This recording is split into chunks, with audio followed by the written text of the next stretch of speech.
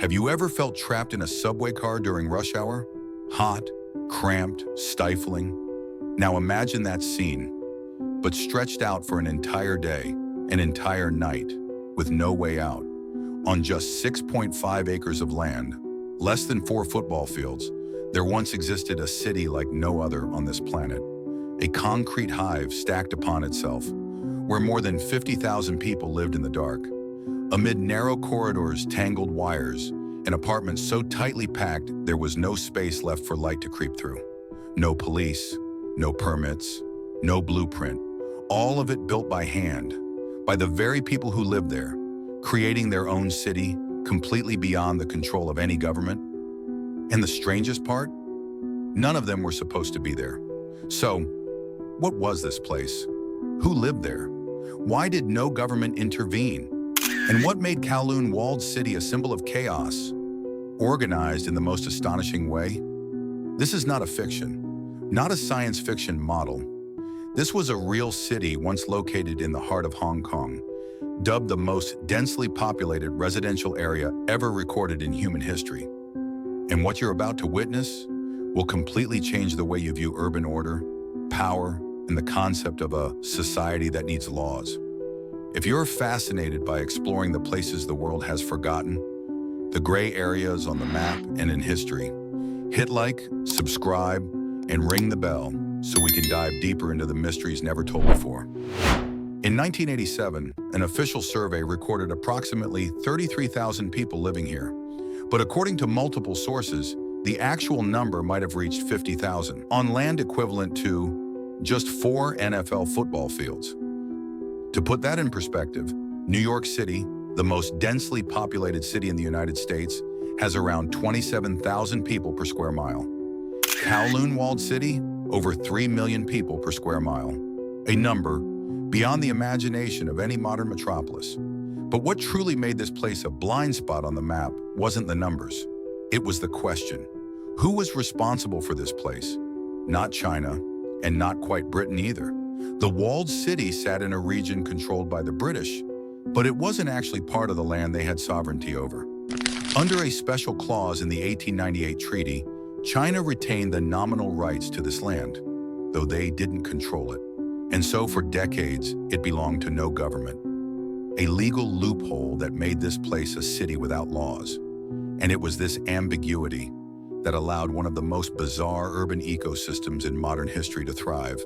In other words, this place was like Guantanamo Bay, part of Cuba, but controlled by the US or Sealand, an offshore fort in Britain declared as its own nation, but never recognized by anyone. Kowloon Walled City existed in a state of legal limbo. No one truly in charge. No police, no municipal government, no building permits, and no one paid taxes. A true political gray zone, something that should only exist in theory, but became a real city, a living, breathing city, thriving beyond every urban standard.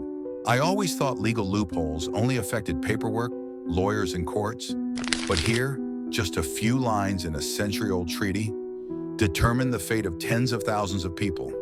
It started as a small outpost with a few guards from the Qing dynasty, but after the Opium Wars, when Britain took Hong Kong, a clause in the 1842 Treaty of Nanking kept this land for China. By 1898, when Britain leased the surrounding territory for 99 years, Kowloon was still considered Chinese land, but no one came to manage it. When Japan occupied Hong Kong during World War II, they demolished the city walls to use the materials for an airport. And after the war, refugees, laborers, immigrants poured in, stacking homes upon homes.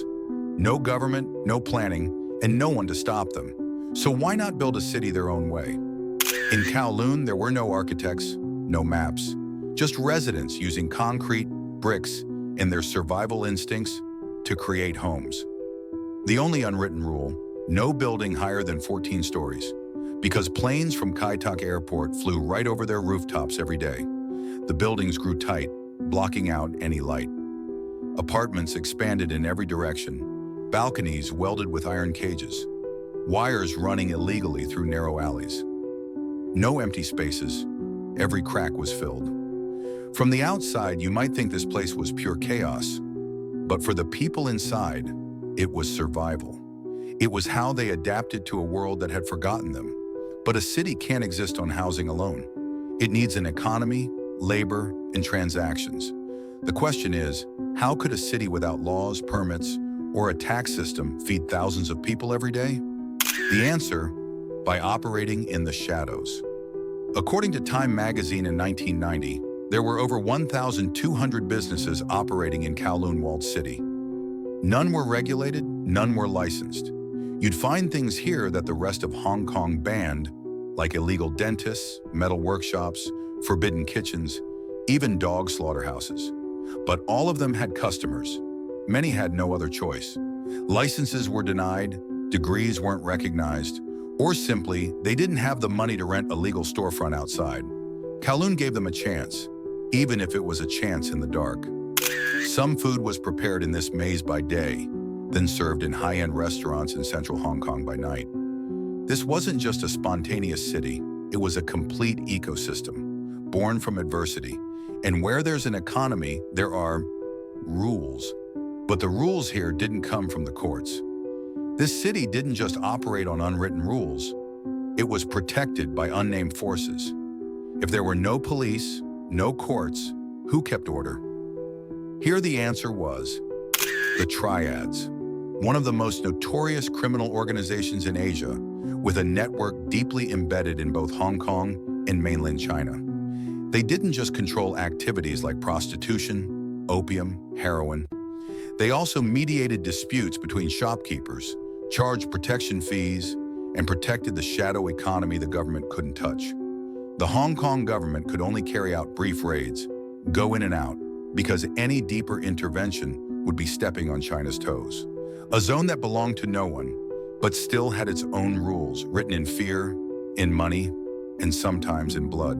But if you think this place was just full of criminals, you might be missing the most real part of the story.